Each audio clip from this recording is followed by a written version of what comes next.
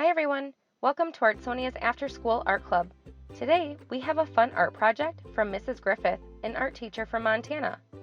Hope you enjoy the video and don't forget to have your artwork uploaded to your Artsonia gallery. Hi there! So I'm Jennifer Griffith. My kids call me Mrs. Griffith. I teach at a K-8 elementary school in Montana. I also teach French and culture, but my passion is art.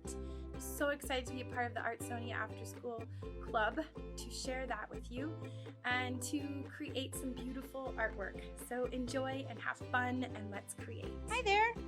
So I'm so excited to make some mandalas with you today, and as we create, I'll tell you a little bit about mandalas and what they mean, their traditional sense and kind of what we do now.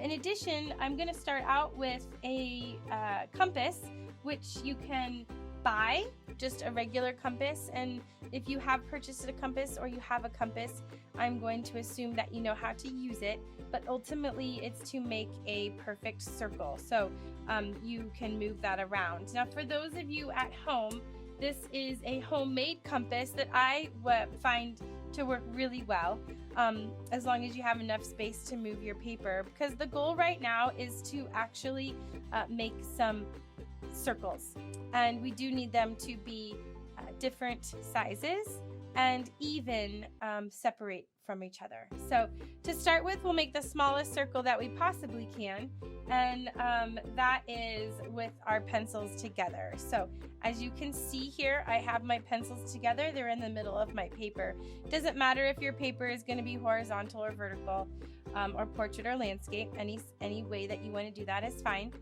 And then actually what I'm going to do is I'm going to hold both of the pencils together.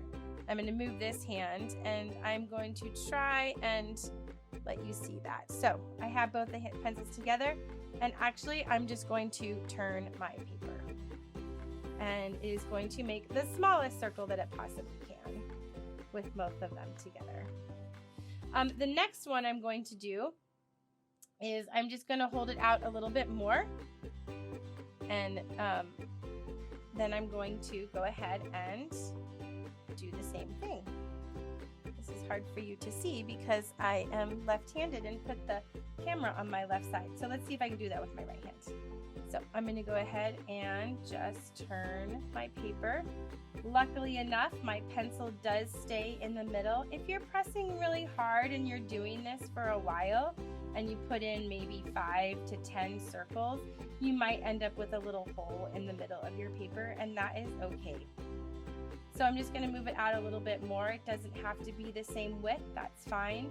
But my point being, so mandalas are made from circles, and they were initially traditionally used a long time ago for different ways of prayer in the Hinduism and Buddhism. So in those particular religions, but they've really expanded out to just mean more so just kind of, we hear things in the world like the circle of life, or we hear things, and so it's just kind of a decoration, I guess you could say, more so now, because it is quite interesting and I think quite beautiful once you finish. I'm going to make a small one.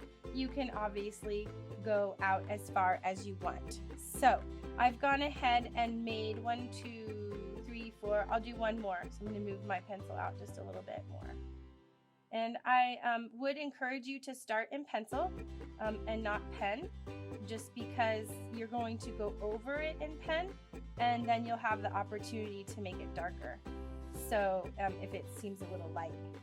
My saying that I always love to say is, keep it light till you get it right. So as you are drawing, keep it light on your pencil marks till you get it right. So I have finished my circles, as you can kind of see there. I've got even circles throughout. I'm going to go ahead and switch to a black pen. This is a medium tip Sharpie marker. You could use fine tip if you wanted, but this is what I had available for right now. So I'm going to go ahead and show you right now just some basic shapes for a mandala. These, oh, that's backwards. Well, don't look at the words, just look at the drawing. So these are some pretty basic shapes. Let's do this. How does that sound? So I kind of have my circles. I have some basic shapes to do, and I'm going to go ahead and get started. Well, I'm going to start in the middle of my circles, and I'm going to move out. And I'm only going to outline my circle once I've finished the inside of it. So basically what that means is I'm going to start with some round circles inside. And I'm just going to come a little bit closer so you guys can see me there. And I'm just going to put little dots in the middle of there. Okay. All right, so I just lifted it up a little bit so you can kind of see a little bit better. Now that I've finished the first inside of my circle, I'm going to go ahead now and outline that circle. And what that round pencil circle line did is it gave me a boundary or a border to then continue on to the next one. So I'm going to use those teardrop shapes to do the next circle. And a mandala is basically going from the inside out, following your boundaries of your pencil line that you gave yourself when you made the design in the very beginning. So I'm just going to maybe add some, and I am using my designs on the worksheet that I have, and I will use those throughout this project so you can kind of get an idea of how that works. All right, so now that I'm at that circle, I'm going to outline my pencil circle, and that gives it a boundary for my next one to start. For this one, I'm going to go ahead and I think I'm going to, I really like these lines right there. So let's see, let's move that in a little bit for you guys there. So I'm going to come long line, short line, long line, short line, long line, short line.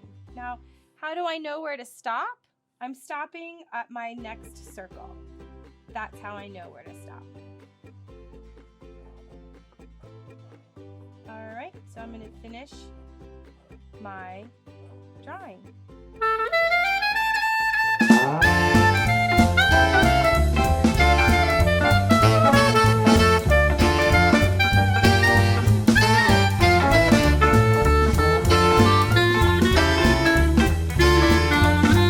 Once you've finished it, you might enjoy that black and white.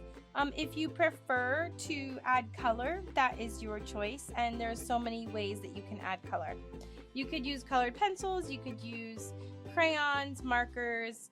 Out of those three, I wouldn't really go into any other thicker tipped ends. It is a fairly detailed project. So as you can see here, I have a nice set of markers. I'm just going to pick out 2 colors, and then I might do a little pattern inside my mandala with those colors. So I'm just going to take some green. And of course, if you're interested in more of the mandala designs or traditional shapes that make it up, you can always find lots of information on the internet. What's really nice is they make coloring books of mandalas, but you're almost making your own coloring book by making your design first, and now you know how to do that. So if you wanted to use one color, you could use any color. It is your creation and it is your imagination that is coming through here. And isn't it funny how our imagination just makes choices for us? For example, when I was looking at my colors, I don't know why I chose this red and turquoise kind of green, but boy, I'm sure happy I did, because it's a quite beautiful color. It also kind of matches my clipboard on the back there. I also think a really nice contrasting color would be a red. So if I were to take my red, I might take my red and I might keep it simple to black, white, and this red, and I might add some red in these triangles right here. The nice thing about these markers is that I can go different directions and the marker won't show it. Sometimes if I go, for example, I can kind of show you if I'm going vertical with my line and then I go horizontal with coloring in. sometimes that might make it not look as professional or pretty as I want it to. They'll show those marks, but with these markers, they don't do that. So I'm just going to finish up here, and as you can see, the contrast of that red and blue and white is really nice. I really like the colors and I really like the design, and I have the option to go further out and make it bigger or leave it like this. Again, it could be a background of something. You could cut it out and glue it on to something and decoupage. Lots of opportunities, or just letting your brain quiet for a moment and make some beautiful art. All right, have a wonderful day. Thanks for creating.